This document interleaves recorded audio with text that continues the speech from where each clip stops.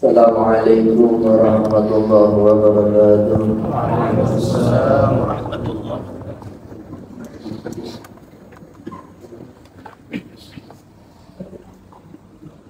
Bismillahirrahmanirrahim. Wa sallallahu ala rasulil karim.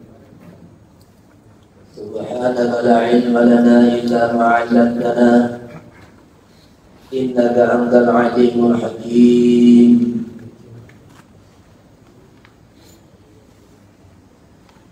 Allahumma inni a'udzu bika an adilla aw udalla aw azilla aw uzalla aw adlima aw udlama aw ajhala aw yajhala alayya.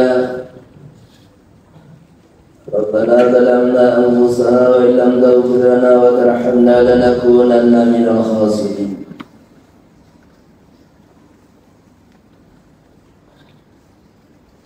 Hadirin teman-teman yang senantiasa semoga tansah dibimbing oleh Allah Subhanahu wa Ta'ala, dimudahkan urusannya, dibimbing hatinya, sehingga sampai akhir hayatnya mudah-mudahan Allah Subhanahu wa Ta'ala memudahkan kita semua untuk mentaatinya dan memudahkan kita semua berjalan di atas syariat yang dibawa baginda Rasulullah SAW. Ini apa?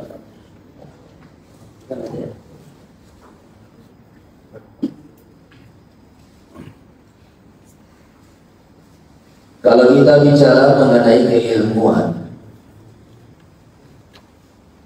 maka dikatakan oleh sebagian ulama, ilmu itu ada tiga. Ada ilmu mengenai kejadian-kejadian yang telah lewat, ilmu kisah mengenai Nabi Adam alaihissalam, kisah para nabi, para rasul.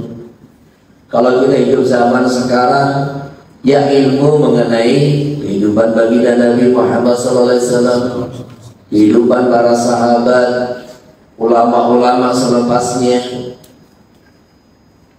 Ini ilmu mengenai kejadian-kejadian yang telah lewat. Kemudian yang kedua, ilmu sekarang, apa yang harus kita buat. Dan yang ketiga, ilmu yang akan terjadi di akhirat kelak. Apa yang akan kita alami di kubur kita, di padang mahsyar, nanti di akhirat. Jadi ilmu yang kita pelajari mengenai orang-orang sebelum kita, ini kita pelajari supaya kita ambil pelajaran,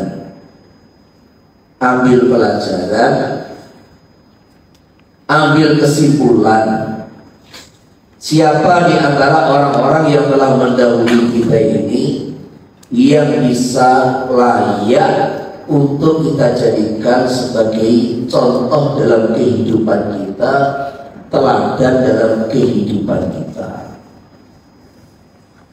Sehingga kalau yang kita jadikan sebagai imam, sebagai sosok imam dalam kehidupan kita adalah orang-orang yang jelas dicintai Allah, diterima di sisi Allah, kekasih-kekasih Allah, maka kalau kita mengikuti mereka, insya Allah ketemu di tempat yang sama. Inilah yang dinasihatkan oleh Sayyidina Abdullah bin Mas'ud radhiyallahu anhu, man kana mustannan fal yastanna biman qad mat fa innal ahya'a la tu'manu 'alaihimul fitnah. Barang siapa menginginkan seorang imam yang menjadi teladan hidupnya, contoh yang bisa diabaikan diikuti dalam kehidupannya, ikutlah orang-orang yang sudah mati. Karena orang yang masih hidup tidak aman dari fitnah-fitnah dan ujian. Sekarang tampaknya lurus, kita nggak tahu belok. Itulah orang yang hidup. Lah sedangkan orang yang sudah mati dalam ridho Allah, hidupnya diridhai Allah, sampai mati diridhai Allah, maka ini berarti orang-orang yang betul-betul diterima oleh Allah Subhanahu wa ta'ala. Ulaika ashabu Rasulillah sallallahu alaihi wasallam. Jadi ini kita pelajari ilmu mengenai orang-orang sebelum kita untuk dipilah-pilih siapa yang layak dijadikan sebagai teladan hidup. Terus langsung nyolot yang ketiga, ilmu mengenai akhir zaman, ilmu mengenai fitnah-fitnah akhir zaman, ilmu mengenai alam kubur, ilmu mengenai padang mahsyar, ilmu mengenai akhirat. Ini kita pelajari supaya kita ini bersiap-siap. Sudahkah saya mempersiapkan diri untuk menghadapi pertanyaan-pertanyaan di alam kubur? Sudahkah saya mempersiapkan diri untuk menghadapi pertanyaan-pertanyaan Allah di yaumul hisab? Apa yang kira-kira nanti saya bawa di akhirat? Inilah yang membuat orang-orang zaman dulu tidak bisa ketawa panjang lebar, maka menangisnya itu lebih panjang daripada ketawa. Sehingga Sayyidina Ali radhiyallahu anhu mengatakan, begitu panjang perjalanan manusia dan begitu sedikit waktu yang dimiliki manusia untuk mencari perbekalan untuk perjalanan tersebut.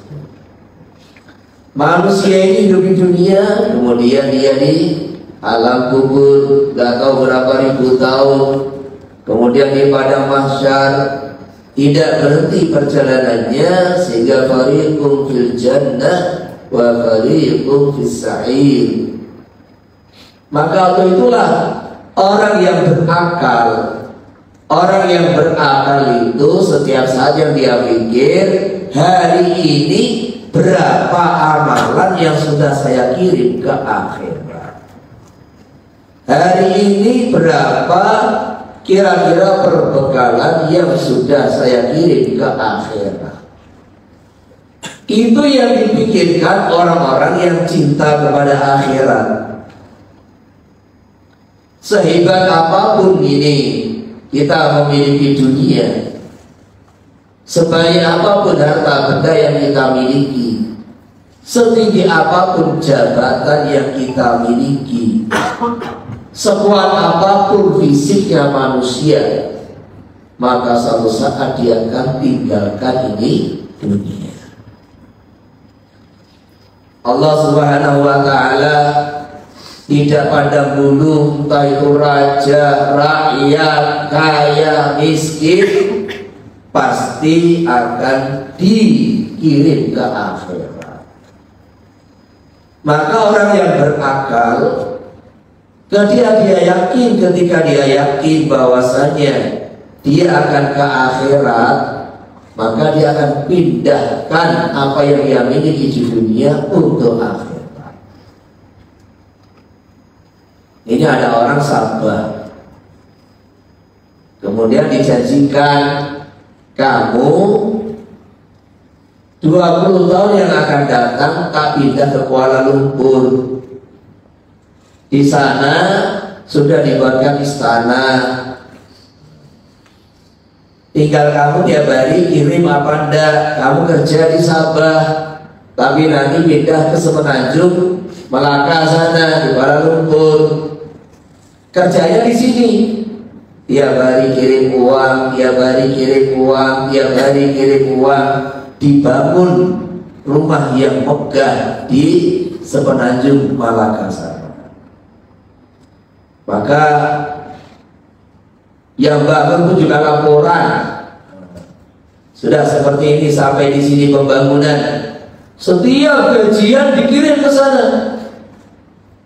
Rela dia ini makan sama sambal korek. Yang penting nanti rumahnya jadi. Rumahnya jadi. Kenapa? Dia yakin 10 tahun, 20 tahun lagi akan pindah ke sana.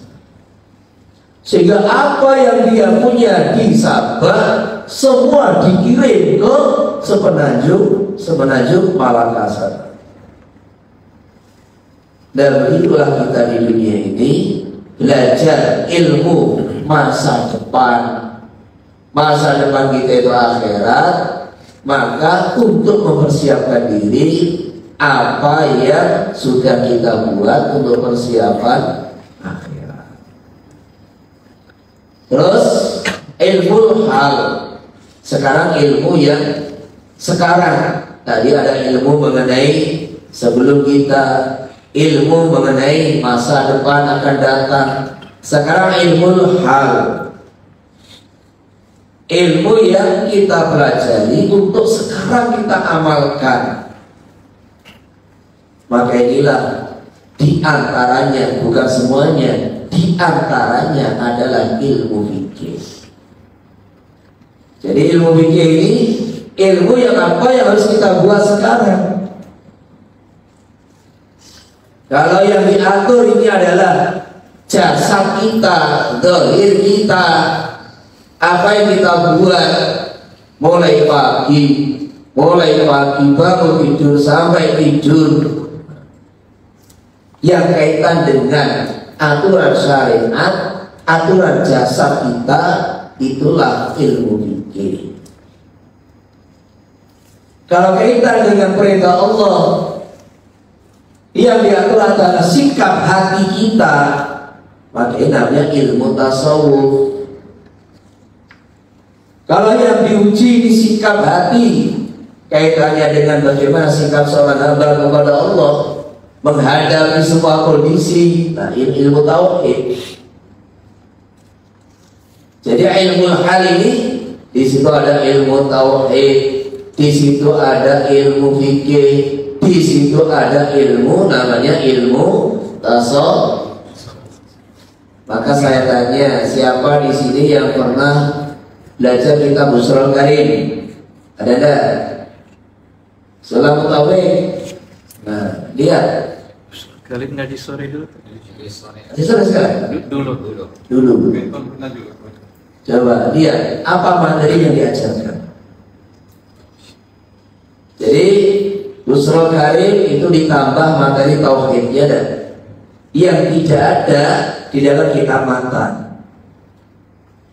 Jadi Muqaddimah Hadramiyah ini aslinya bahas ilmu fikih. Lah oleh syarihnya ditambah pelajaran tauhid sebelum matan dan diakhiri dengan pelajaran ilmu tasawuf. Kalau kalian belajar ilmu sulhamul taufik sama. Ini ada belajar ilmu tauhid, ada belajar fikih, terakhir belajar tasawuf. Karena tiga perkara ini adalah ilmu hal yang tidak bisa dipisah. Kita akan punya sikap yang benar. Hati kita ini punya sikap yang benar menghadapi keadaan-keadaan sekarang ini. Kalau tauhidnya benar. Kalau tauhid yang benar, maka juga syariat juga harus benar. Syariat yang mengatur ilmu jasad ini Kemudian juga sikap hati kaitan dengan tasawuf. Makanya sekarang ini mamanya kita diuji oleh Allah Subhanahu wa taala. Sekarang diuji dengan para penguasa-penguasa yang kurang sayang dengan rakyatnya, umpamanya. Diuji dengan penguasa-penguasa yang suka menindas rakyatnya, umpamanya. Ini juga ujian. Maka ujian tauhid, Allah akan tengok hati kita ini. Kita tengok kepada makhluk yang namanya pejabat itu, atau kita tengok kepada Allah Subhanahu wa taala. Kalau kita tengok kepada makhluk, pejabat kurang gimana sih? Kita salahkan dia, kita caci maki dia. Kenapa kita ini berbuat salah? Karena sikap hati yang salah. Tetapi kalau kita memandang pejabat, pejabat itu juga hamba Allah. Pejabat itu juga makhluk Allah. Yang menciptakan mereka juga Allah. Yang menggerakkan mereka juga Allah. Lah sekarang Allah gerakkan seperti itu, menguji saya, bagaimana sikap saya. Jadi kembalikan semua kepada Allah. Maka ada cerita itu antara Timur Leng dengan Nasruddin Juha. Timur Leng itu raja, salah satu raja di Mongol yang dolim, muslim dia, tapi dolim. Maka dipanggil para ulama, ditanya, kamu gimana? Saya ini raja dolim apa enggak? Waduh, raja yang adil, dipuji-puji. Kamu itu gimana? Orang kayak saya kok kamu katakan adil? Kamu ulama enggak benar, masukkan penjara. Ditanya satu lagi, gimana kamu? Saya ini dolim apa enggak? Tua itu super dolim. Memang sangat dolim Tuhan ini. Kamu terlalu berani nih, masukkan penjara. Maka giliran Nasruddin Juha. Saya ini dolim apa enggak? Tuhan itu bukan dolim, tapi Tuhan itu seorang raja yang dikirim oleh Allah Subhanahu wa taala untuk menghukum para orang-orang yang dolim dan berbuat dosa. Oh ya, kamu benar. Jadi dia tidak memandang rajanya, walaupun ini ada guyonnya gitu. Ini pandangan tauhid gitu. Jadi kita memandang para raja, para penguasa ini, itu yang gerakkan juga Allah. Nah sekarang apa perintah Allah kepada kita? Perintah Allah kepada kita apa? Apa kita diberontak? Maka perintahnya, ya satu, kalau bisa kita merubah, kita rubah. Kita rubah dengan cara yang bijak, cara yang hikmah. Karena tidak ada dalam ajaran agama kita ini ingin memperbaiki penguasa dengan cara demo. Nggak ada. Ini bukan yang diajarkan orang tua kita. Bukan begitu caranya. Maka kita lihat di antara guru kita, saya Syekh Ahmad Al-Faruqi As-Sujildi, hidup ini dikatakan Mujadid Al-Thani. Ini hidup di genggaman raja yang begitu zalim. Dan sebagian para ulama ini menentang perang-perangan, akhirnya ditangkap, nggak berhasil. Jadi amar ma'ruf nahi munkar, perang-perangan. Nah, ini juga sudah berbuat sesuai kemampuannya, tapi nggak maksimal hasilnya. Maka ini Syekh Ahmad Al-Faruqi punya cara tersendiri. Beliau justru ketika orang itu menentang pemerintah, beliau malah mendekati itu para raja dan pejabat-pejabat. Tapi yang kamu harus tahu, Ketika kita ini ingin dakwah kepada para pejabat, jangan sedikit pun dalam hati kita ada tamak harapan ke apa yang dimiliki oleh para pejabat. Gak bisa. Kita mau dakwah kepada para pejabat, kalau di hati kita ini ada tamak kepada mereka, gak akan berhasil. Dibersihkan hatinya dari cinta dunia, harapan kepada dunia, baru kita bisa dakwah kepada para pejabat. Jadi contohnya Syekh Al-Faruqi, maka beliau di tengah orang-orang menentang para pejabat yang zalim, beliau malah didekati dengan kalam-kalam yang hikmah, kalam-kalam yang menyejukkan hati, kalam-kalam yang bisa menyirami qalbi yang gersang, kalam-kalam yang menjadikan orang itu tambah cinta rindu kepada akhirat. Maka akhirnya satu pejabat jadi muridnya, terus ikut bai'at tarekat Naksabandia. Jadi pada bai'at belajar zikir jadi muridnya. Akhirnya satu persatu pejabat jadi kembali taubat, kembali kepada jalan yang lurus. Ini namanya memandang bahwa mereka ini juga ujian dari Allah, kemudian kita berbuat sesuai sunnah baginda Rasulullah SAW. Kalau di Jawa wali songo.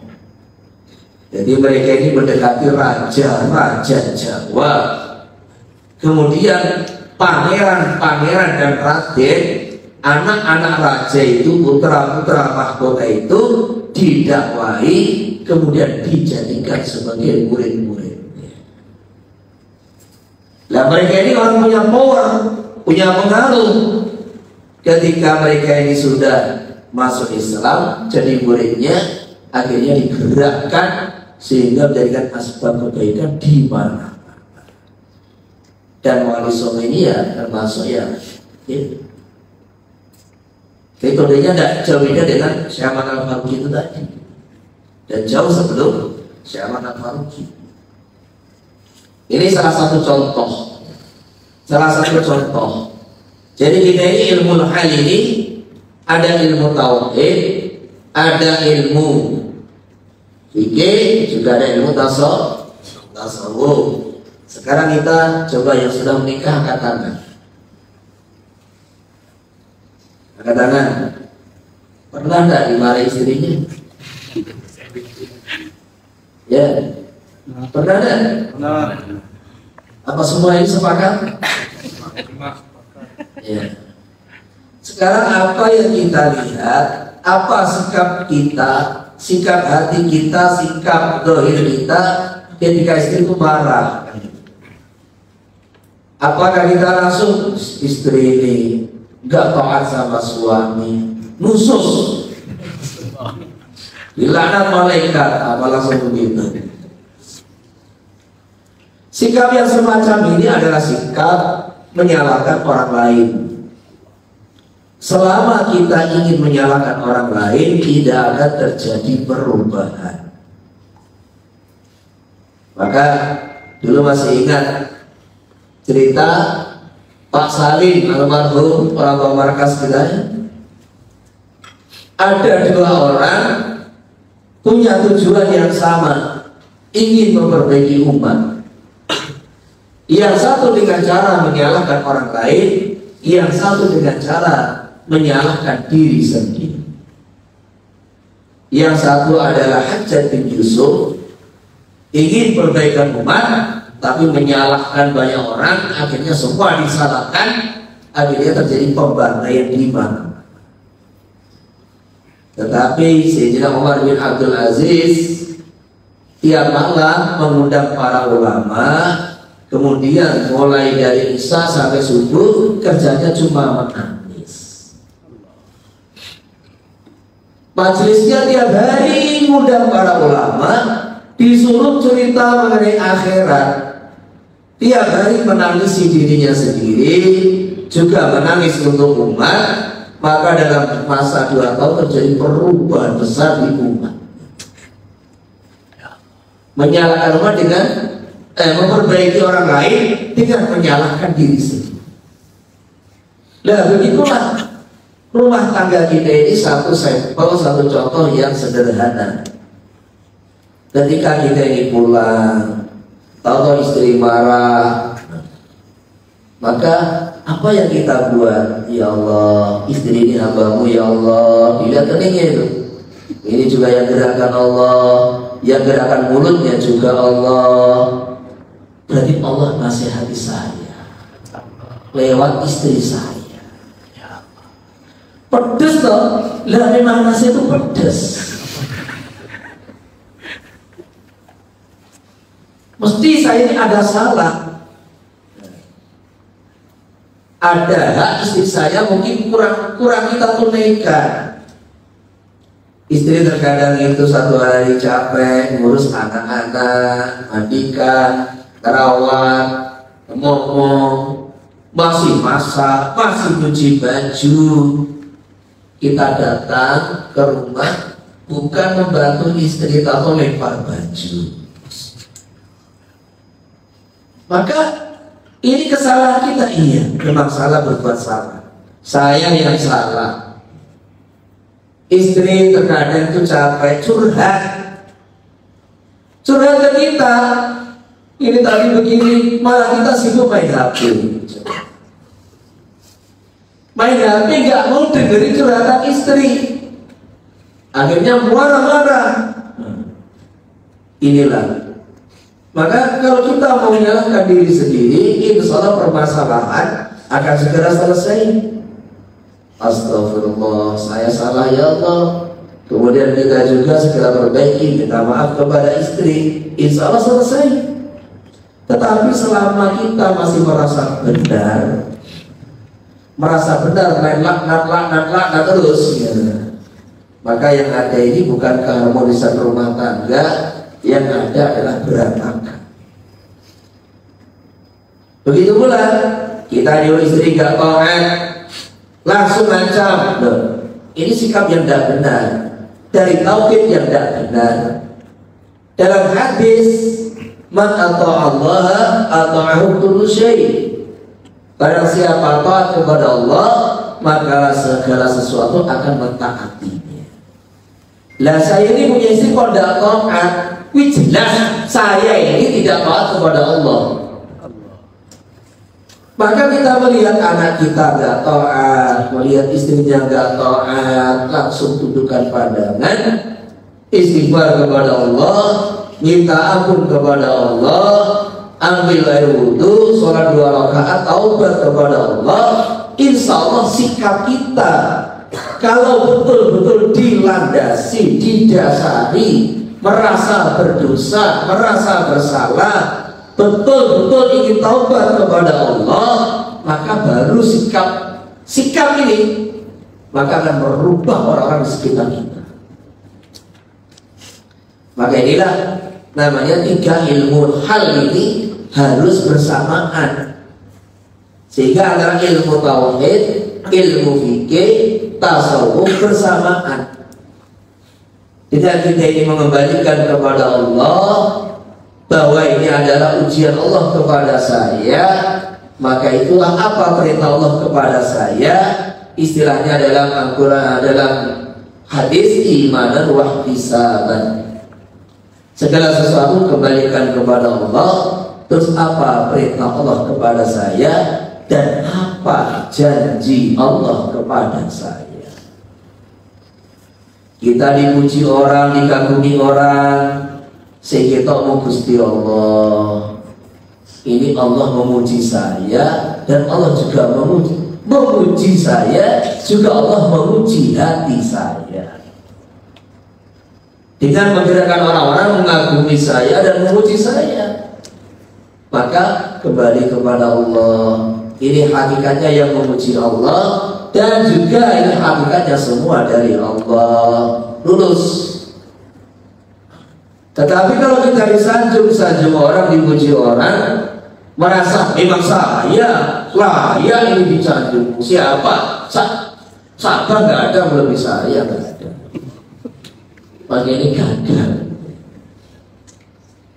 Lah begitu pula ketika ada orang itu mencaci maki kita, ia pikir cuma Allah, ini Allah menggerakkan di makhluknya hambanya untuk menasihati saya, untuk menegur saya.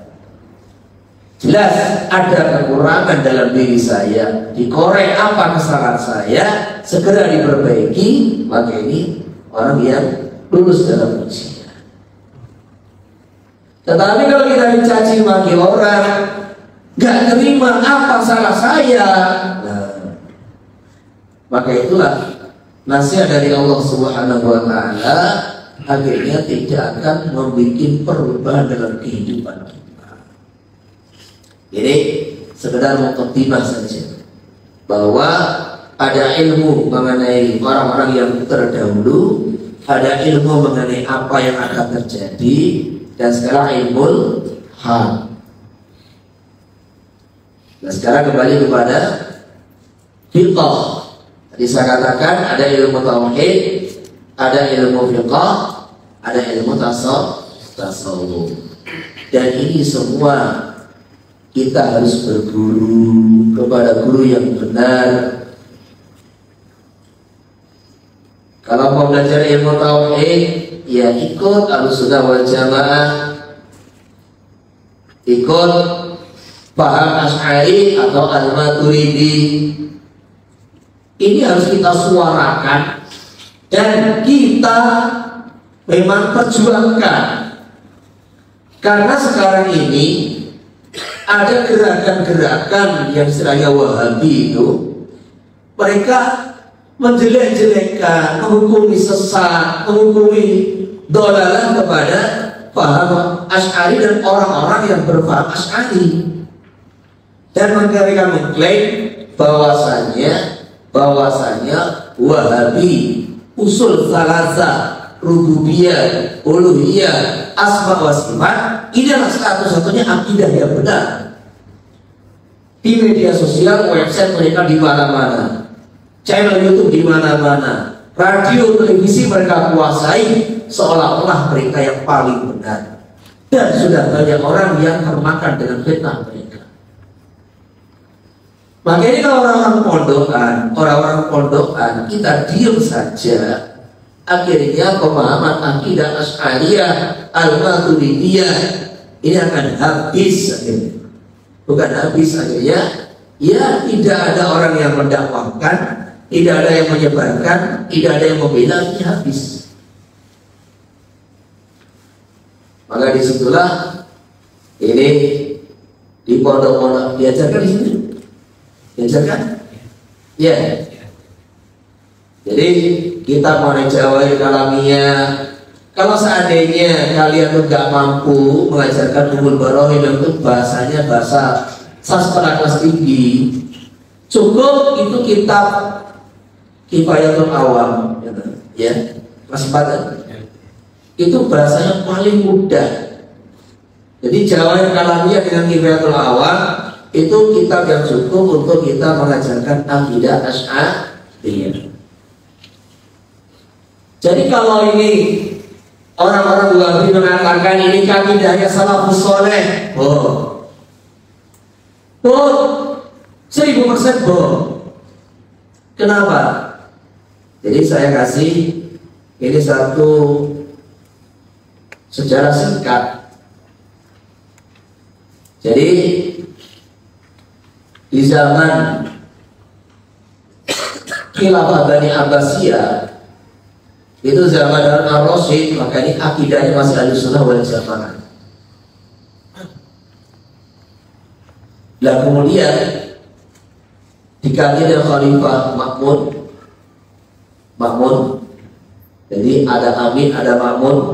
Mulai Khalifah Makmun, kemudian Al-Wasiq, Allah dan Al-Mu'tasim Billah. Dan ini mulai mereka alasannya mengembangkan studi tukar ilmu pengetahuan dengan orang-orang Romawi, Yunani. Maka disitulah banyak ulama-ulama yang terpengaruh, terkontaminasi paham filsafat. filsafat. Apa itu filsafat? Mengedepankan akal, logika. Jadi seolah-olah logika ini ilmu yang paling benar. Sehingga paham Mu'tazilah ini lebih mengedepankan logika daripada nas.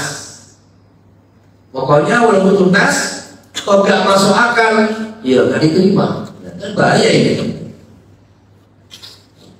Jadi paham Mu'tazilah yang mengatakan Quran itu makhluk. Quran itu makhluk. Sehingga karena masalah inilah Imam Ahmad bin Hanbal disiksa akhirnya meninggal dunia. Karena ujian masalah inilah Imam Al-Buwaiti, dua-duanya ini kan muridnya Imam Syafi'i kan. Imam Al-Buwaiti juga meninggal di penjara karena tidak mau mengatakan Quran itu makhluk. Nah terus kita sebagai akidah Asy'ari di kitab Nibyatul Awam itu diperinci.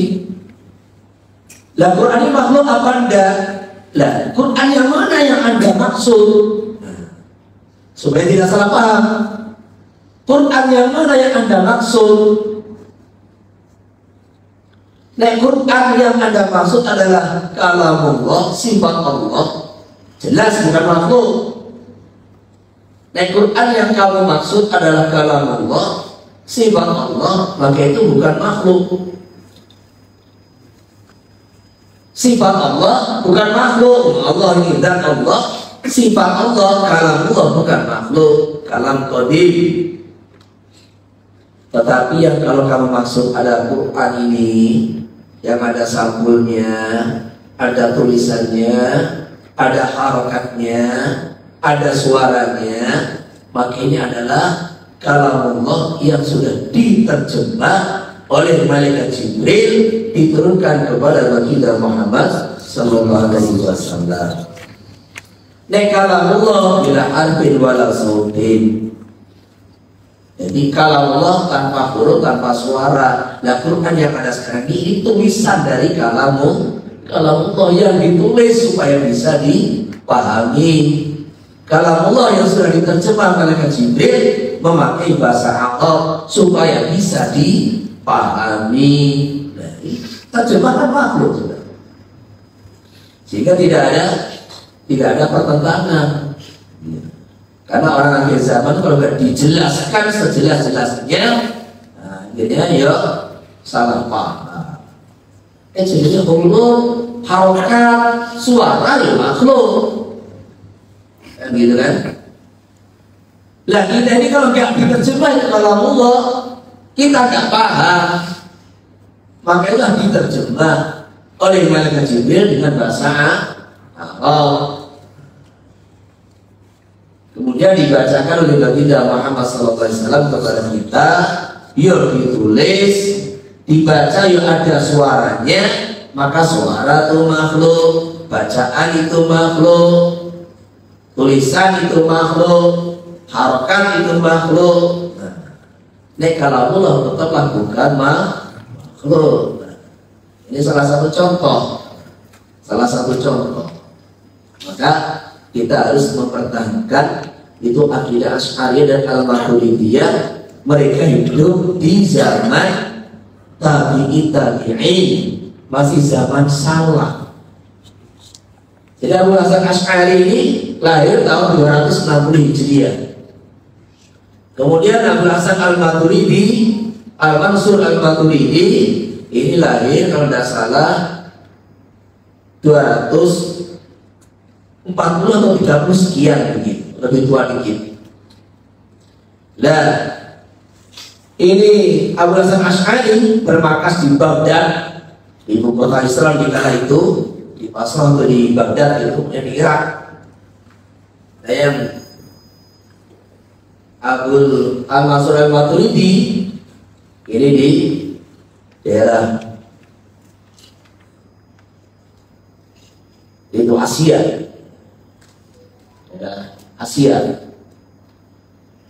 Jadi dua ulama inilah yang betul-betul dikatakan salaf karena masih zaman tabi'in tabi'in yang di nasr baginda Nabi sallallahu alaihi wasallam, khairul qurun qarni tsumma alladziina yalunahu tsumma alladziina yalunahu. Ini betul-betul salah. Yang kemudian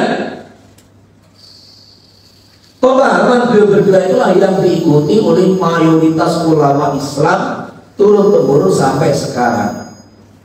Nah, ini harus kita pahami.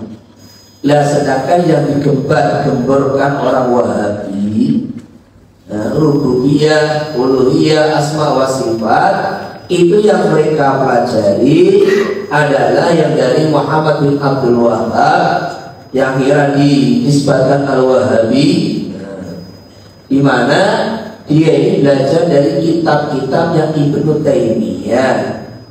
Nah, Ibnu Taimiyah itu hidup antara tahun abad ke-7 dan abad ke-8 Hijriyah. Maka ini pemahaman Ibnu Taimiyah tidak bisa dikatakan ini akidah salah, ini mutaakhiri gitu loh. Jadi kalau mereka mengatakan itu akidah salah, itu pembohongan. Hanya karena ini didukung oleh pemerintah Saudi, jadinya tersebar kemana-mana dan itu memfitnah.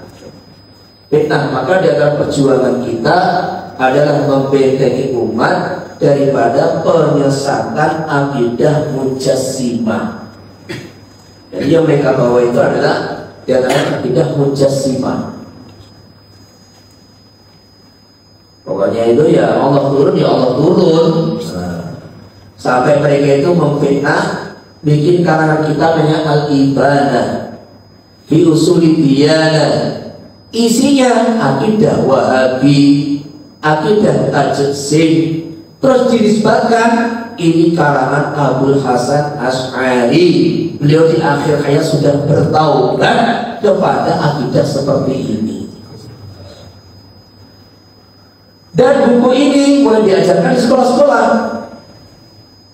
gitu loh. Jadi kita harus mengerti bahwa Al-Ibanah itu yang mencetak cuma percetakan Wahabi. Manuskripnya dari mana juga tidak ada. Maka tidak dari isinya jelas itu akidah Wahabi membuat kepalsuan dengan menisbatkan itu isi kitab katanya karangan Abul Hasan Asy'ari. Jadi makanya ini sedikit saya mengupas mengenai pelajaran tauhid. Jadi kalau orang Mu'tazilah itu lebih mendahulukan logika daripada nas Quran, sehingga pokoknya kalau nggak masuk akal nggak diterima.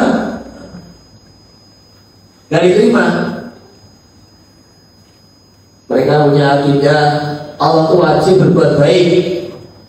Makhluk mewajibnya Allah, mewajibkan Allah itu bagaimana? Jadi kalau perkara itu baik dari Allah, kalau amalan itu buruk dari mereka sendiri. Kul min billah wa ma ya'ula'il qawmi la yakaduna yafqahuna qawla. Ma asabaka min hasanatin fa min Allah wa ma asabaka min sayyi'atin fa min nafsik wa arsalnaka lin-nasi rasulan wa kafa billahi syahida. Jadi mereka ini maksudnya mau tanzih kepada Allah. Allah itu Tuhan, nggak layak bikin perkara yang buruk, maksudnya begitu. Tapi pemahaman logika ini bertentangan dengan nas Quran, dengan nas hadis. Maksiat itu buruk, kufur itu buruk, dinisbatkan kepada makhluk karena akibatnya masuk neraka. Tapi kalau ini maksiat, kufur, murtad, musyrik, dinisbatkan kepada Allah, ini bukan keburukan, menunjukkan Allah itu Maha Kuasa. Bisa menciptakan iman, juga bisa menciptakan syirik dan kufur. Bisa menciptakan surga, juga bisa menciptakan neraka. Kuasa Allah. Nah, ini satu contoh.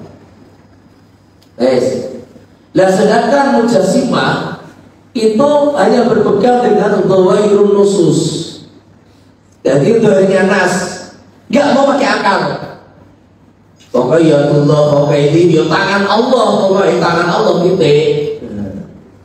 Wa yaqulu wajhu rabbika dzul jalali wal ikram, ya wajah Allah gitu. Wes. Lah bagaimana ya wajah Allah? Allah turun dari langit ke langit dunia, ya turun.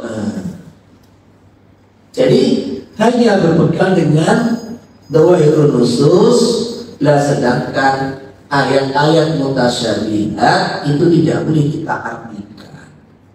Wajib kita imani, kita tidak dituntut oleh Allah untuk mengetahui artinya. Maka disinilah akidah Ahlussunnah wal Jamaah itu tengah-tengah. Yo pakai akal tapi diserasikan, diselaraskan dengan nas. Silakan pakai akal, harus pakai akal, bertauhid harus pakai akal, harus berpikir, harus menatap, tapi tidak boleh bertentangan dengan nas.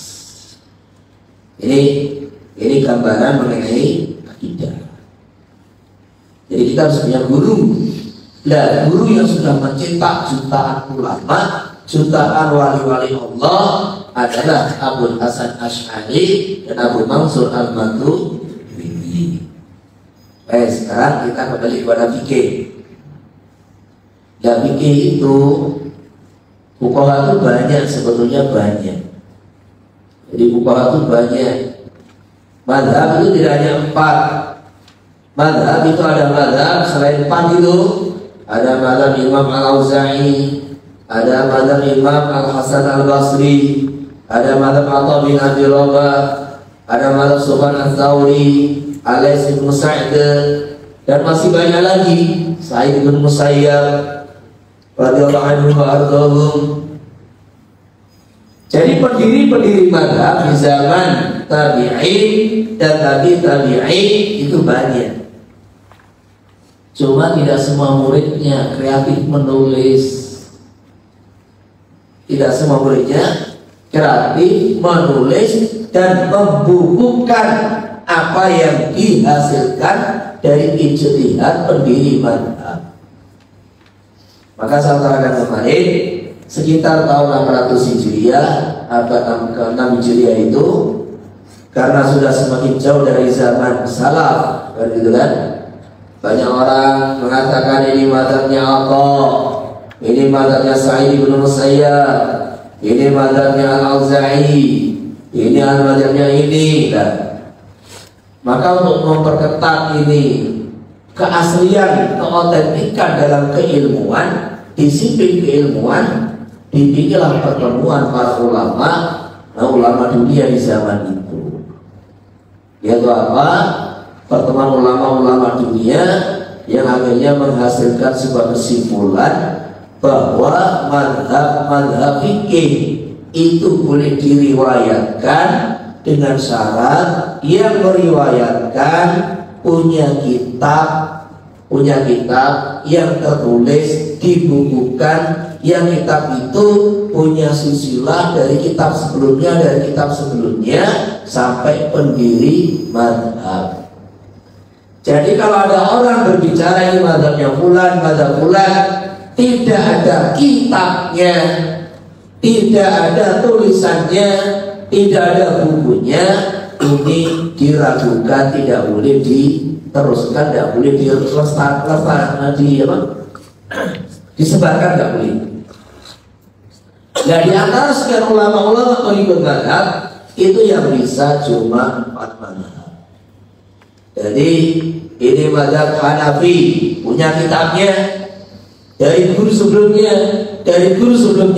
sampai kepada Imam Hanafi radhiyallahu anhu. Ini mazhab Maliki punya kitab dari guru sebelumnya sampai kepada Imam Al-Maliki radhiyallahu anhu, ada kitab Al-Mudawwanah dan seterusnya. Dan begitu pula ini Imam Hambali. Ini pengikutnya juga punya kitab sampai pendiri mazhab, termasuk pengikut Imam Syafi'i. Jadi ini kedisiplinan dalam keilmuan. Maka sejak itulah disepakati bahwasanya umat ini harus mengikuti salah satu dari 4 mazhab. Kalau ingin tahu ini apa yang saya sampaikan ini, kitabnya mazhab Hanafi itu apa saja, kitabnya mazhab Syafi'i apa saja, mazhab Maliki apa saja, mazhab Hambali apa saja, ini bisa dibuka di Muqaddimah Majmu' yang cetakan Darul Kutub Ilmiah yang 27 jilid. Itu diceritakan secara detail itu kitab-kitab dan tobakot 4 mazhab.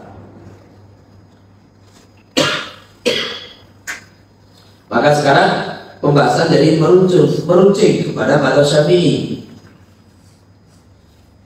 Jadi, masya Allah, Imam Syafi'i radhiyallahu anhu itu adalah satu-satunya ulama mazhab 4 yang berdarah Quraisy. Imam Abu Hanifah, Imam Malik, Imam Ahmad bin Hanbal semua orang Ajam. Bahkan keturunan mantan bekas budak. Hanya Imam Syafi'i yang keturunan Quraisy, bahkan keturunan Bani Hashim. Kemudian di antara kelebihan Imam Syafi'i radhiyallahu anhu, beliau menggabungkan 2 madrasah yang ada di zaman itu. Baik dari segi kemampuan pribadi, ini beliau ini dari segi Qur'annya, 7 tahun sudah hafal Qur'an, dan bacaan beliau ini sangat indah sehingga ulama-ulama di zamannya kalau ingin menangis di depan lantunan Quran maka akan berkumpul, kemudian memanggil Imam Syafi'i, suruh baca Quran, mereka akan menangis dengan lantunan Quran yang dibacakan Imam Syafi'i. Dia mengatakan, sejak saya baca Quran maka saya itu tahu tafsir seluruh kalimah-kalimah yang ada di Al-Quran, kecuali 2 saja. Wa Abba itu buah jenis apa, bentuknya bagaimana, dia nggak tahu. Wa qad khaba man dassaha itu artinya apa, dia nggak tahu. Jadi Al-Quran 30 juz, 114 surat, 6.000 sekian ratus ayat, tidak tahu kalimahnya itu berapa, per kalimah belum tahu semua maknanya. Kecuali juga itu loh. Dan itu beliau katakan, semenjak saya baca Quran saya sudah tahu itu arti terjemah per kalimah dari Al-Quran. Maka ini umur belum sampai 15 tahun sudah disahkan oleh gurunya, guru fikihnya untuk berfatwa. Muslim Ibnu Khalid Az-Zanji, ini guru beliau di Mekah, guru fikihnya, sudah mengesahkan, mengizinkan beliau untuk berfatwa. Ini pribadi beliau sendiri. Beliau belajar kepada Imam Malik di Madinah umurnya 10 tahun. Sebelum masuk kelas sudah hafal kitab Muwatta. Belajar kepada Imam Malik 10 tahun. Kemudian beliau belajar ke Baghdad kepada Muhammad bin Hasan Asy-Syaibani, salah satu dari 2 murid senior Imam Abu Hanifah. Jadi Imam Abu Hanifah itu punya 2 murid senior, Qadhi Abu Yusuf dan Qadhi Muhammad bin Hasan Asy-Syaibani.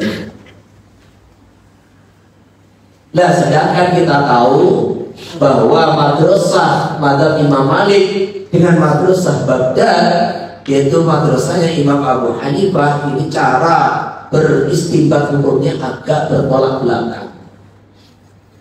Kalau Imam Malik bin Madinah pusatnya muhaditsin, pusatnya sumbernya hadis, maka ini yang menjadi dasar menggali sebuah hukum adalah nas, harus ada hadisnya. Orang beristinbat hukum harus ada hadisnya. Selain Quran, usahakan kalau nggak ada Quran harus ada hadisnya. Jadi dengan teks Sebenarnya teks. Dan sedangkan Imam Abu Hanifah dikatakan madzhabu al-rahyi, lebih mengedepankan logika di dalam beristinbat menggali sebuah hukum. Lah Imam Syafi'i radhiyallahu anhu belajar kepada dua mazhab, akhirnya beliau susun mazhab baru yang merupakan gabungan daripada dua madrasah. Maka pada Imam Syafi'i ini dia sebagian pakai dhahirun nas, ada juga yang pakai logika, dua-duanya dipakai. Dua-duanya dipakai. Maka ini awsatul madzhab. Di mazhab yang paling tengah-tengah di antara mazhab yang ada. Sementara kemudian Imam Syafi'i ini punya beberapa kitab, ada mazhab al-qadim, ada mazhab al-jadid. Jadi ada mazhab al-qadim, mazhab al-jadid. Lah kenapa beliau berbeda pendapat? Ini terkadang orang itu bertanya-tanya. Ini satu orang cuma pindah kota, pendapatnya berubah. Satu orang cuma pindah kota dari Baghdad ke Mesir, pendapatnya banyak berubah. Tidak semuanya berubah, ada banyak berubah. Bahkan di Mesir sendiri, kalau jadi Imam Syafi'i itu ada terkadang dua pendapat, tiga pendapat, gitu kan? Kok bisa? Lah orang yang kehidupannya tidak selaras dan tidak selaras atau seperti yang dialami seorang peneliti, dia akan heran. Tapi orang yang kehidupan dia ini adalah selalu mengadakan penelitian dan penelitian dan penelitian, mengkaji dan mengkaji dan mengkaji, dia tidak akan heran. Karena ketika orang itu kehidupannya selalu mengkaji dan meneliti, dia akan mudah ada pendapat-pendapat baru dalam penelitiannya. Kalau di hadisnya ini diteliti, ternyata kalau jadid ada dalil baru, ada hadis baru, ada riwayat baru, akhirnya ijtihad berubah. Ini sangat mungkin gitu. Maka Imam Nawawi sendiri dalam berbagi kitabnya ada berbeda-beda. Jadi kalau kita ini dalam kehidupan kita ini selalu mengadakan penelitian, maka terjadi perubahan dalam pandangan, ini sangat wajar.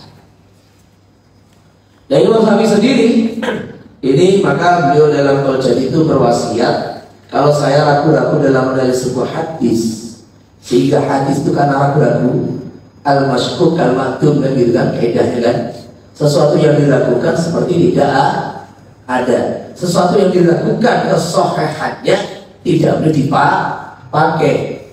Jadi terkadang Imam Syafi'i radhiyallahu itu dapat sebuah hadis dipakai di qaul qadim dan kemudian qaul jadid dia ragu.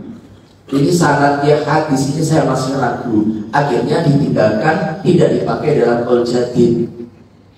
Maka beliau berwasiat, idza sahal haditsu wa huwa madhhabi wadribu biqauli aradul haiti.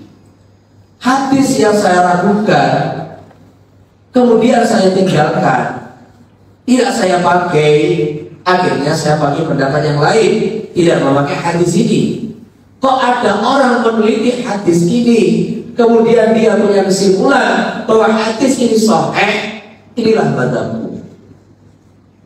Buang pendapat pribadiku, pakai hadis ini.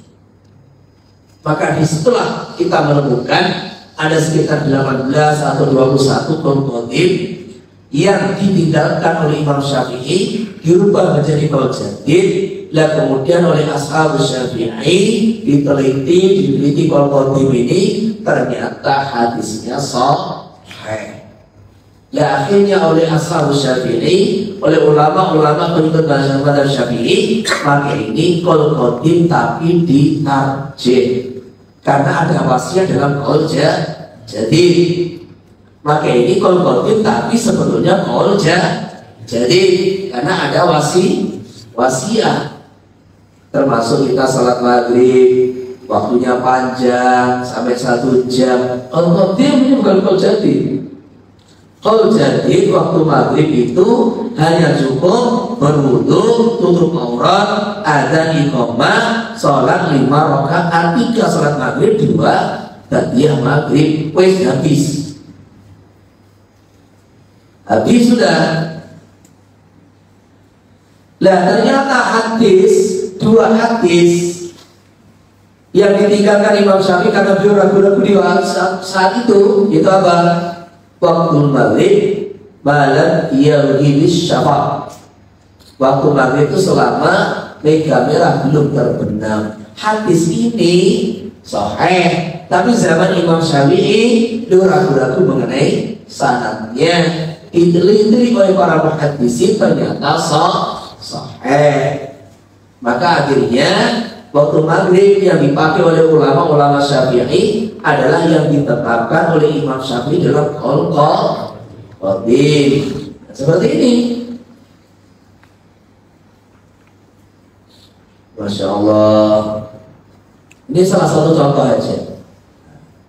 Jadi Imam Syafi'i ini punya kitab, banyak kitab.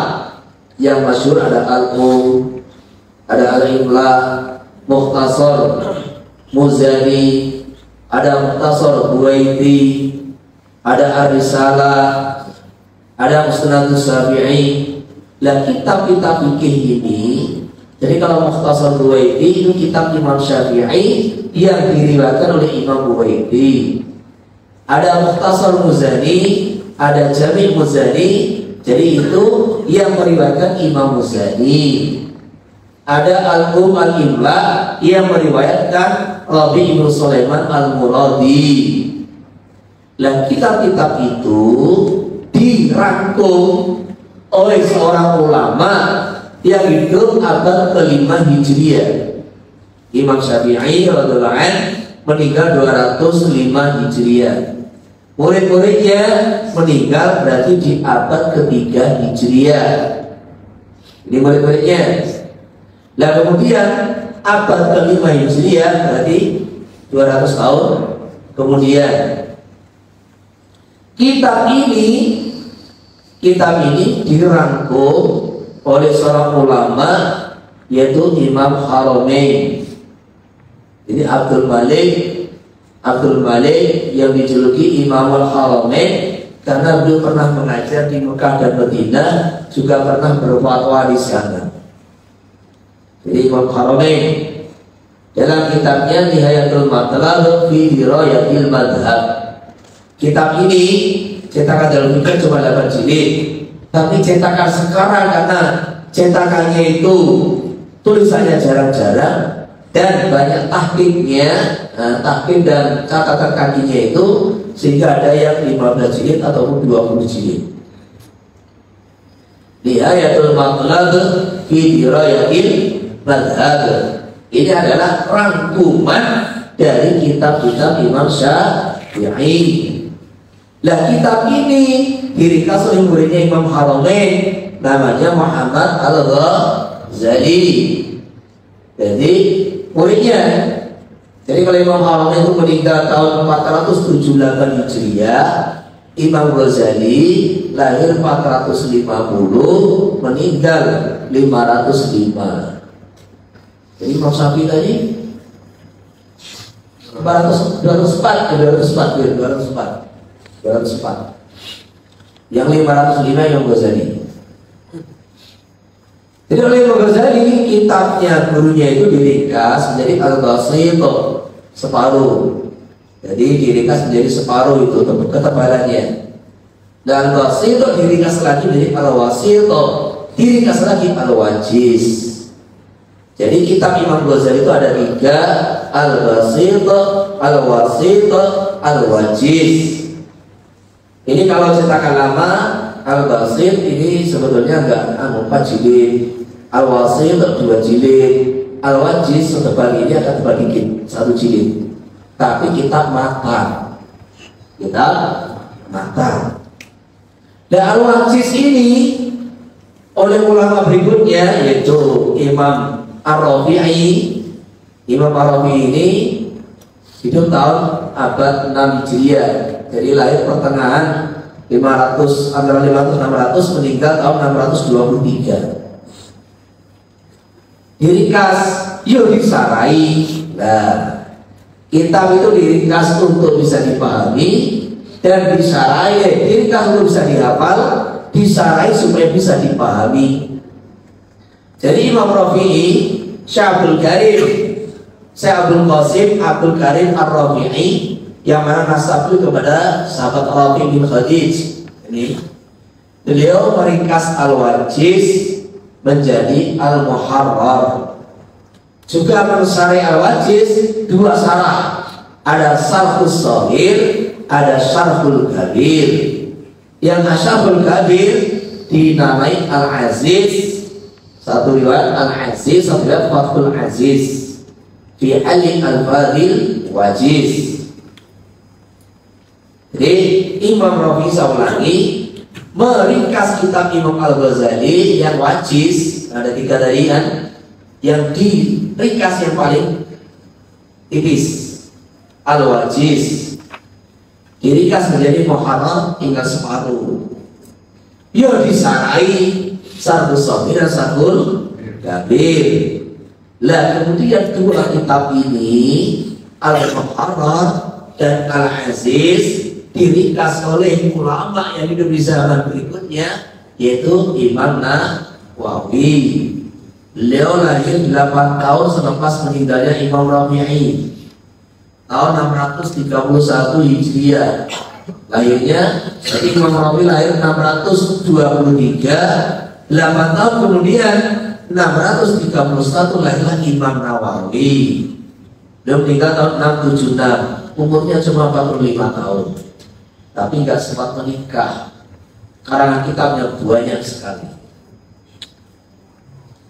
Jadi ini yang Muharrar diringkas menjadi Minhajul Talibin. Sehingga dalam mazhab Syafi'i tidak ada kitab lebih barokah melebihi kitab Minhaj. Gak ada. Jadi kalau matam tebalnya segini, kalau Muharrar segini, Al-Wajiz segini. Jadi diringkas tinggal segini, Minhaj, matam tinggal segini. Lalu kemudian yang Fathul Aziz atau Al-Aziz, jadi ada tiga nama, Fathul Aziz, Al-Aziz, Syarhul Kabir, diringkas menjadi Rawdatul Talibin. Jadi kalau kita ini ngaji Minhaj, ini cuma matan. Di kitab Minhaj nggak ada uraian apa dalil pendapat tersebut, apa argumennya, apa alasannya, nggak ada. Hukum mentah semua. Maksudnya bukan mentah, barang jadi semua, bermentah, barang jadi semua, tidak ada bagaimana proses ini. Hukum ini bagaimana nggak dijelaskan. Maka orang ngaji Minhaj ini baru naik tangga. Minhajul Talibin, tangganya para santri. Nah kalau sudah baca Rawdatul Talibin baru menikmati pertamanya para santri. Maka di Rawdah inilah dibahas panjang lebar sebuah hukum, diputuskan begini, apa alasannya, apa argumennya, itu dijelaskan kita Rawdah. Maka ini belajar mazhab Syafi'i ternyata ceritanya harus panjang sampai mati kayaknya. Insyaallah. Kita Minhaj ini yang mensyarah itu lebih dari 100 ulama. Karena hakikatnya kitab Minhaj ini, hakikatnya yang ngarang bukan satu orang. Jadi yang ngarang itu adalah 4 orang. Di situ ada Imam Nawawi, ada Imam Rafi'i, di situ ada kalimatnya Imam Ghazali, ada kalimatnya Imam Haramain, di bawah ada kalimatnya Imam Syafi'i. Jadi ini 5 ulama-ulama senior ini kumpul di dalam kitab Minhaj. Maka yang mensyarahi lebih dari 100 syarah Minhaj. Nah kitab Minhaj ini diringkas menjadi kitab Manhajut Thullab. Jadi Minhajut Talibin, sak namanya seisinya diringkas semua. Minhajut Mif'alun diringkas dari Maf'alun Manhaj. Talibin panjang dirubah dari jamak taksir Thullab. Manhajut Thullab oleh Syekh Zakaria Al-Ansari. Dan Syekh Ansor ini orang yang hidupnya ngajar di sebuah masjid kecil di dekat makamnya Imam Syafi'i yang dikatakan Syekhul Islam, di mana seluruh sanad-sanad keilmuan mulai qiraah sab'ah, qiraah syarah, ilmu tafsir, ilmu hadis, ilmu fikih, semua ilmu sanad ini melewati Syekh Zakaria Al-Ansari, maka dikatakan Syekhul Islam. Syekhul Islamnya orang mazhab Syafi'i, Syekh Zakaria Al-Ansari. Sebagaimana Syekhul Islamnya orang Wahabi, Ibnu Taimiyah. Jadi, Masya Allah, ini Imam Nawawi, kalau kita ini belajar mazhab Syafi'i, maka harus mengkaji minhaj. Mengkaji minhaj. Maka dalam kitab Al-Madkhal, standar minimal orang belajar mazhab Syafi'i ini ngaji butuh sampai minhaj. Pada itulah nggak cukup. Tadi dia enak sekali membuka cukup. Saya ini yo tamat atau dua. Lalu sampai minhaj. Kenapa nggak cukup? Karena di Manhajul itu Syekh Zakaria Al-Ansari membuat khilaf di dalam pendapat yang ada di minhaj. Sehingga satu pendapat, lah orang belajar fikih, kalau yang ada satu pendapat, kemudian dia terjun di masyarakat, akan kesulitan untuk cari solusi. Ini cadar di mana Pak Wajib? Ada apa dua? Enggak ada. Apa jadinya umat? Menentang agama. Jadi kalau kita menyampaikan kepada umat yang menunggu utama saja, akhirnya umat yang tidak siap akan menentang agama. Maka disitulah belajar khilaf di dalam fikih ini fardhu ain bagi para mufti, wajib. Nah kalau kita ini mentok hanya daurah dua belajar manhajul tulab, tidak tahu khilafiyah, maka disitulah harus belajar minhaj. Karena di minhaj ini ada ikhtilaf. Kemudian ikhtilaf itu sumbernya dari Imam Syafi'i atau dari Ashabus Syafi'i. Ada al-adhan al-masyhur, al-asas sahih. Nah, jelas. Ini cadar bagaimana? Kalau mutamat wajib. Tapi kalau kedua tidak. Jadi kita tahu yang mewajibkan alasannya apa? Banyak itu satu di Fathul Mu'in itu di Tasbih Fathul Mu'in itu. Dalil Quran, dalil hadis, dalil akli, dalil athar ada semua. Tetapi orang yang tidak mampu memakai qaul mu'tamad ada solusi, kasih qaul kedua. Karena illa ma dhahara minha itu ditafsir Sayyidina Abdullah bin Abbas radhiyallahu anhu, illa ma dhahara minha, kecuali wajah dan telapak tangan. Sehingga sebagian ulama mengatakan aurat wanita ini seluruh tubuhnya kecuali muka dan telapak tangan, baik di dalam sholat ataupun di luar sholat. Sehingga umat yang gak siap pakai cadar ini solusinya. Kalau kedua, yang penting pakai jilbab yang longgar, baju yang longgar, makanya sudah baju syar'i dan dia tidak berdosa. Dia keluar rumah pakai jilbab, nggak pakai cadar, nggak dosa itu pendapat ini. Berarti kita pulang ke pondok istri kita nggak usah pakai cadar. Hasanatul abrar sayyiatul muqarrabin. Bagi orang-orang abrar,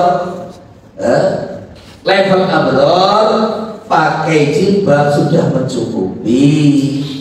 Tapi bagi orang-orang muqarrabin itu satu kesalahan. Jadi ya beda tingkat itu aja. Makanya kalau itu pendapat yang mu'tamad, wanita keluar gak pakai cadar ya dosa. Tetapi kalau berdua enggak, dia sudah menutup Allah. Nah kalau dilihat orang, ya dosa yang melihat. Karena perintah Allah kulil mu'minina yaghuddu min absarihim wa yahfadhu furujahum.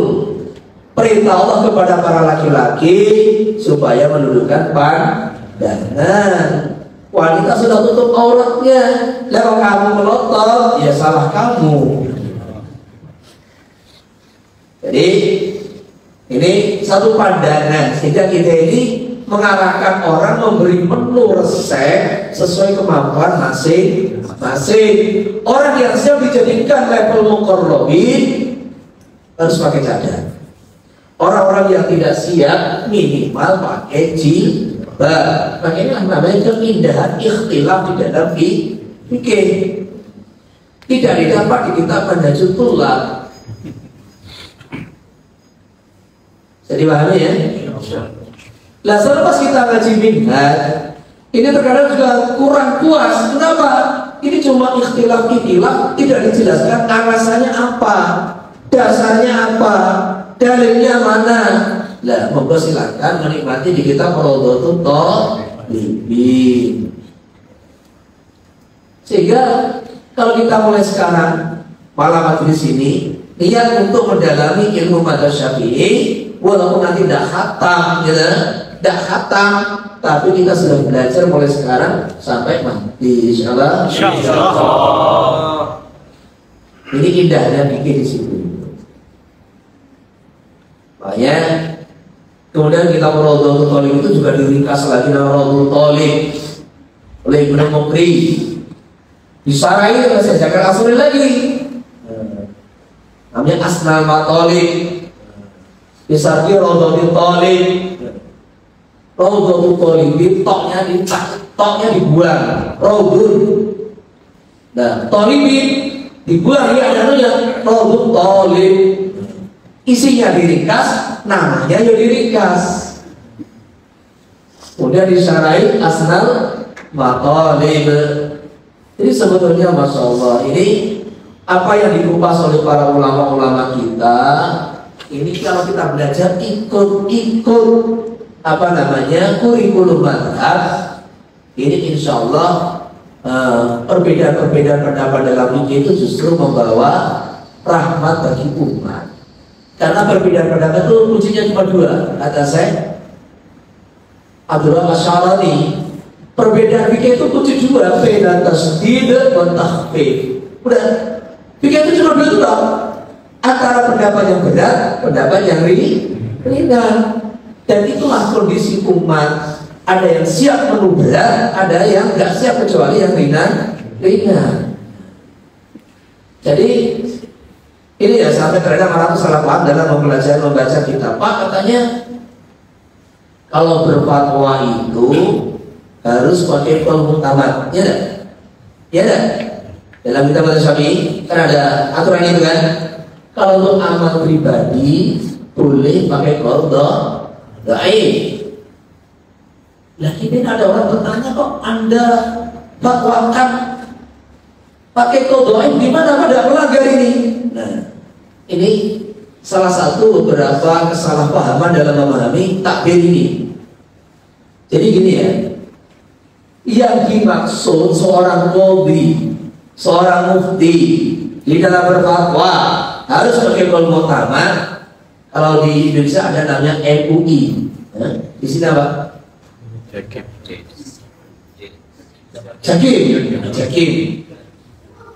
Jakim ini adalah mufti resmi yang diangkat oleh qadhi atau mufti? Qadhi ya. Kalau muftinya ya mufti. Ada qadhi, ada mufti. Qadhinya namanya jakim. Lah qadhi sama mufti yang resmi diangkat oleh pemerintah. Ini kalau membuat fatwa umum harus qaul mu'tamad. Kalau dia menyampaikan fatwa yang kaitannya mencakup seluruh negara Malaysia atau seluruh wilayah Sabah, ini qadhi Sarawak, mufti Sarawak harus pakai qaul mu'tamad. Ini maksudnya. Tapi kalau dia mengamalkan satu amalan pribadi ma baina wa baina Allah, ya qaul dhaif enggak apa-apa. Termasuk ketika datang satu orang, dua orang minta arahan, minta nasihat. Ini namanya bukan aturan umum. Ini aturan infiradi, aturan perorangan per person.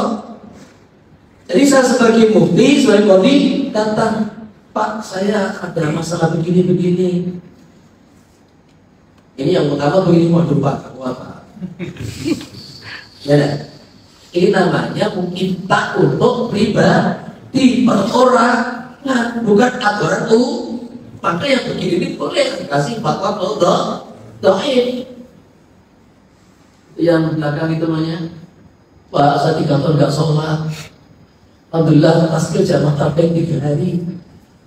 Terus kata 1 jamaah saya harus mengqadha sholat 3 tahun. Apakah benar Pak Mufti? Benar. Terus gimana? Oh, Anda harus menggunakan seluruh waktunya untuk qadha. Ini tafaqah sepakat antara Syekh Ibnu Hajar dan Syekh Ar-Rabi. Jadi selain maladun dami, selain untuk sholat, selain untuk kerja, maka siang malam harus qadha. Gak boleh kegiatan yang lain. Waduh, berat sekali.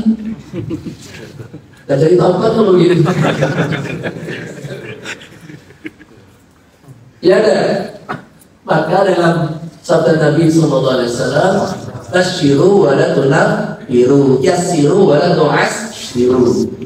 Dalam berfatwa itu kasih kabar gembira, jangan menakut-nakuti, mudahkan, jangan dipersulit. Ini orang baru taubat, baru kenal agama, sudah dikasih fatwa kelas berat, maka langsung minggat. Pakai ini kasih fatwa yang ringan, bahwasanya al-qaul dalam qadha itu sunnah, yang penting antum qadha semampunya. Mampunya gimana? Ya, yang biasa-biasa orang sholat rawatib gunakan qadha. Biasa kamu tahajud qadha. Biasanya sholat duha bukan ganti qadha. Biasanya qobliyah ba'diyah ganti qadha. Nah, enak begitu. Yang penting sekarang jangan sholat sunnah dulu. Karena yang dicinta Allah dari kamu itu adalah membayar hutang dulu, bukan sholat sunnah. Dan seberapa banyak sholat sunnah tidak bisa mengejar pahala sholat fardu. Udah enak, udah ngotot, insyaallah kan gitu. Jadi makanya ini ifta pakai qaul mu'tamad ini adalah sifatnya fatwa atau undang-undang yang disampaikan qadhi untuk aturan yang mencakup seluruh umat Islam. Kayak fatwa untuk pesantren, ini fatwa al-fatah, fatwa lirboyo, qaul mu'tamad. Tapi kalau ada qadha disampaikan pada qaul kedua di bawah. Jadi pertama qaul mu'tamad, baru qaul kedua. Seperti itu. Jadi kalau ada khilafiyah ya pertama qaul mu'tamad, baru qaul kedua. Tapi kalau orang datang sudah kondisi ini memang melas, maka kalau dosis dia ini dosis rendah, jangan dikasih dosis tinggi. Bukan sembuh penyakitnya, tapi masuk kuburan. Gitu lah. Maka kita ini harus memahami takbir dalam kita harus tahqiq, jangan sampai salah paham. Sampai salah paham. Oke, ini selepas Imam Nawawi dan Imam Rafi'i inilah akhirnya minhaj disarai 100 kitab lebih. Akhirnya terus bercabang-cabang dalam kitab-kitab mutakhirin. Terus Pak Ustaz, kenapa kok terus ada pengarangan kitab terus? Walaupun dianggap sudah sempurna, ada aja kitab yang tulis. Apa hikmah di balik itu? Sehingga saya juga punya karangan kitab.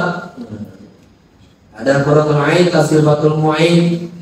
Ada ini yang terbaru, Tuhfatul Talib, Tafsir Fathul Qorib. Saya terbaru juga nyarai kitab At-Tamhid. Baru 2 bulan, baru 2 bulan setengah ini. Karena satu alasannya, namanya waqi'iyah fikih itu tidak ada habisnya. Setiap zaman ada perubahan di dalam tata cara hidup umat yang tidak pernah terjadi di umat-umat sebelumnya. Maka perlu ijtihad baru, perlu pembahasan baru. Sekarang HP, ya, HP namanya video call. Ini kira-kira zaman Imam Nawawi belajar ada enggak ini? Ya ada. Terus namanya uang digital. Zaman dulu uang itu dinar dirham. Tahu-tahu berubah jadi uang kertas. Terus uang kertas ini ada ribanya enggak? Dibahas.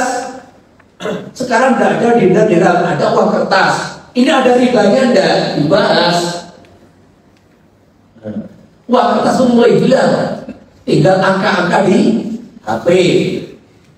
Sekarang kalau jual beli, jual beli pakai transfer, maka saya beli dari kamu, ini Pak saya beli transfer, klik sukses, terkirim. Ini sudah dapat obat apa belum? Ayo. Ada orang mengatakan belum. Obat kalau sudah ke ATM diambil baru obat. Ini jadi bertele-tele namanya. Yang jelas ini secara umum sekarang sudah obat. Kenapa? Ketika ini uang digital, angka sudah pindah ke rekening kamu, kamu sudah bisa langsung bertransaksi. Bisa dipakai transfer, bisa dipakai beli, bisa dengan macam-macam transaksi, bayar listrik, bayar apa sudah bisa. Jadi kobernya itu apa? Berpindahnya angka lewat alam dunia maya ke rekening kamu. Itu sudah kober. Ini perkara yang tidak pernah dibayangkan zaman-zaman dahulu. Maka perlu kita baru, perlu pembahasan baru. Jual beli COD, jual beli online, perkara baru semua. Maka disitulah dengan adanya masail fikih yang waqi'iyah ini kita harus membahas. Maka diperlukan ijtihad baru, perlu kitab baru. Termasuk ini video call, nikah itu nanti kan ada saksi sebetulnya kan? Ya, saksi melihatlah. Saya nikah pakai video call.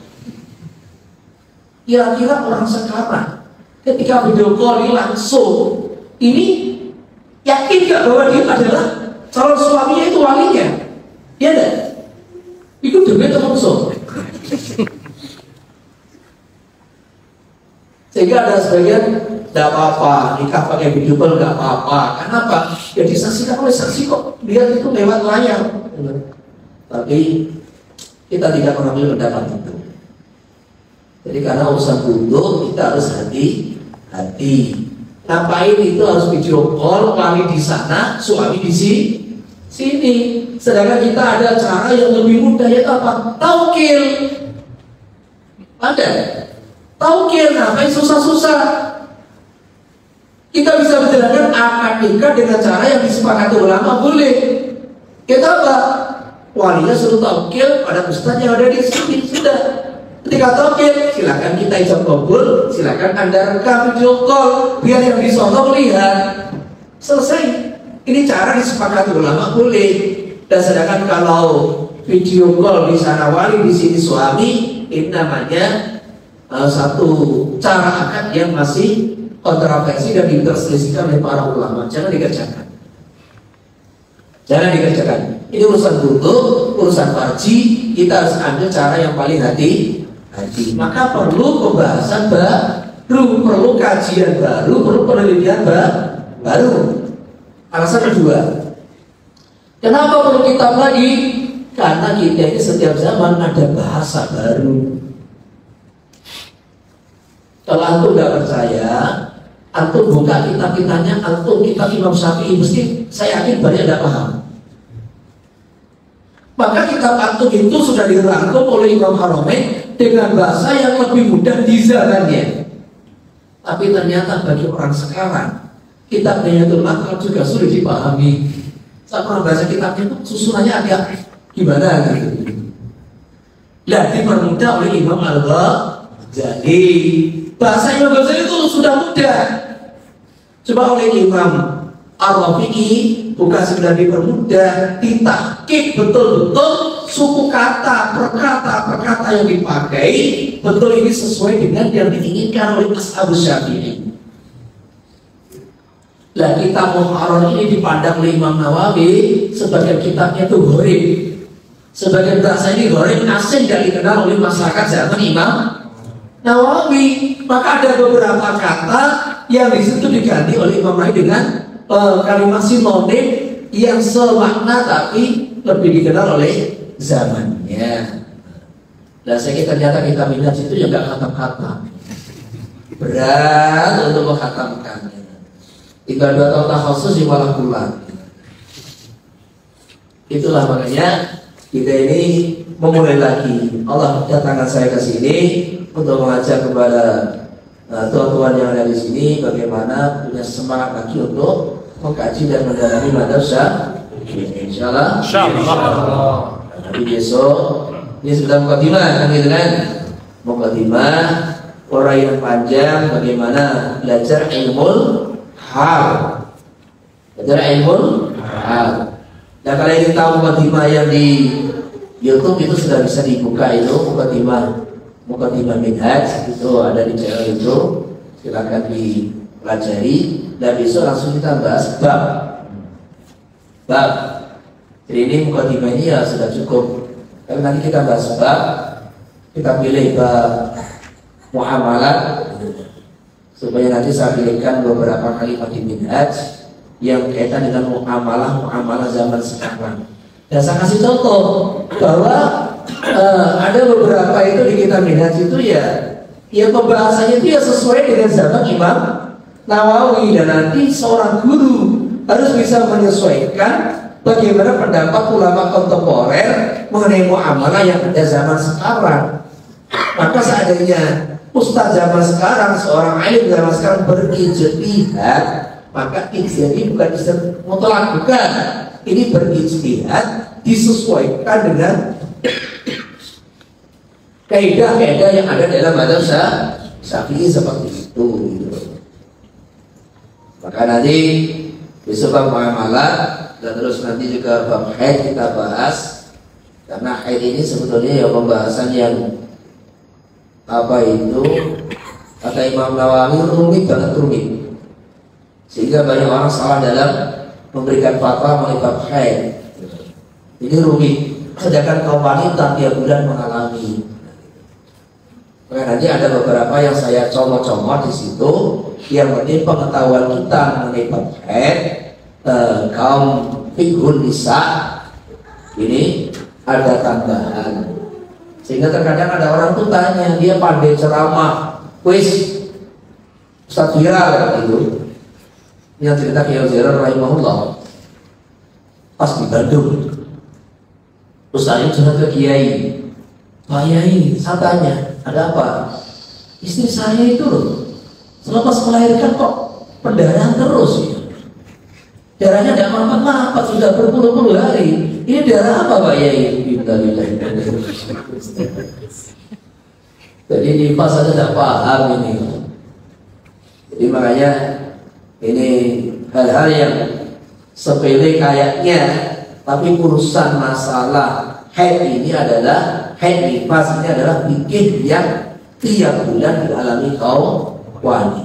Jadi harus ada keluarga kita yang paham bab ini. Kita sebagai suami harus paham. Kalau kita sebagai ayah punya anak perempuan harus paham. Sehingga minimal ada satu orang yang bisa jadi rujukan. Insyaallah. Baik, silakan ini tanya jawab. Tanya jawab dari orang yang tadi. Mungkin jadi jangan bahas yang lain dulu.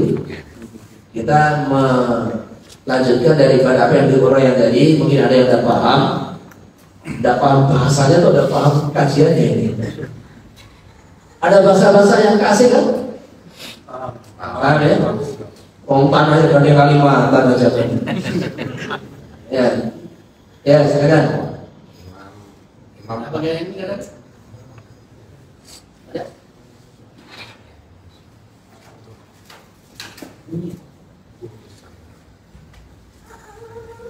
Dari ada.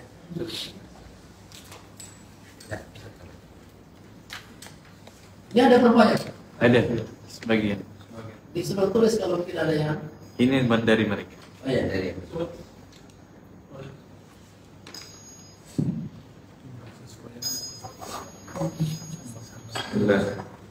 Bismillah. Soalan pertama, bagaimana cara berwudu dengan spray? Tidak ada kaitan dengan sekarang. Yang ada kaitan. Nanti di belakang aja tenang. Yang pertanyaan tambahan masih ada kaitan dengan pembahasan, nanti dibahas di belakang. Imam Bukhari, Iya. beliau dalam dari segi ijtihad itu, apakah beliau bermazhab atau beliau punya mazhab sendiri? Ini ya, orang yang mengingkari tadi ini fakta yang ada yang kami dengar dari orang-orang tua kami dan juga kita temukan, Imam Bukhari itu adalah bermadzhab Syafi'i. Imam Bukhari itu muridnya Imam Ahmad bin Hanbal. Imam Muslim dan Imam Bukhari berguru kepada Imam Ahmad bin Hanbal. Imam Muslim juga berguru kepada Imam Bukhari. Jadi sebenarnya seniornya Imam Muslim. Nah, Imam Bukhari ini beliau yang masyhur bermadzhab Syafi'i.